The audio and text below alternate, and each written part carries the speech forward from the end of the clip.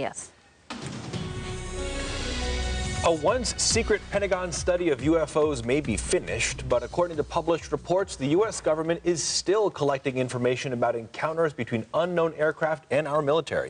Now, so far, the government has not released official reports or any kind of findings from that study that was headquartered right here in southern Nevada. But the man who authorized that study knows a thing or two about some of the content. The I-Team's George Knapp is here with more from an exclusive interview with former Senator Harry Reid. Hi, George. A lot of stuff on the airwaves these days. Yeah. I heard one critic of the UFO study said on cable news last night that, of course, we should study unknowns, but that are encountered by our military pilots, but we shouldn't study those UFOs. The study conducted here in southern Nevada had input from our best and brightest, trained pilots and other observers, backed up by radar returns, instrumentation, and sometimes physical evidence. One account came from a bomber pilot who later became a U.S. Senator. I was flying, and there was an object next to me. I could not get rid of that. I couldn't. I slowed up, it would be there. I speed up, it would be there. I would dive, it would be there. He said, I called, nothing on radar. The story told to Harry Reid came from Republican Senator Ted Stevens, whose experience as a World War II bomber pilot was shared during a closed-door meeting at the U.S. Capitol. Reid says that meeting in 2007 led to the funding for a clandestine study of UFOs. Reid had been approached by an unnamed intelligence official who felt the topic deserved study because of decades of spooky encounters between the U.S. military and unknown aerial objects, like this one off the California coast in 2004. UFOs as big as airliners played cat and mouse with the USS Nimitz carrier group several times over a 3-week period.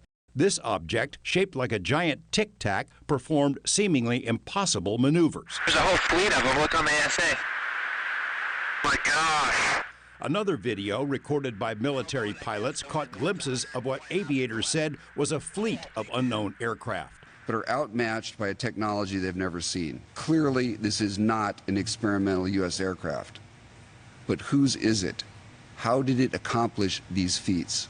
News of the encounter was first unveiled back in October during the launch of a public benefit corporation called To the Stars Academy. The bigger story was missed, namely that the video had been analyzed in the study initiated by Senator Reid. Results from the study have not been made public. Reid says the program cast a wide net and included incidents with clear national security implications, such as chilling reports in which UFOs hovered over American nuclear missile bases, as portrayed in this documentary, UFOs and Nukes. But it's all in documents. But scores and scores of mostly men up there would come out and look up there. Oh, I don't know what that is. And they wouldn't leave. The communications in the missile defense installation was shut down.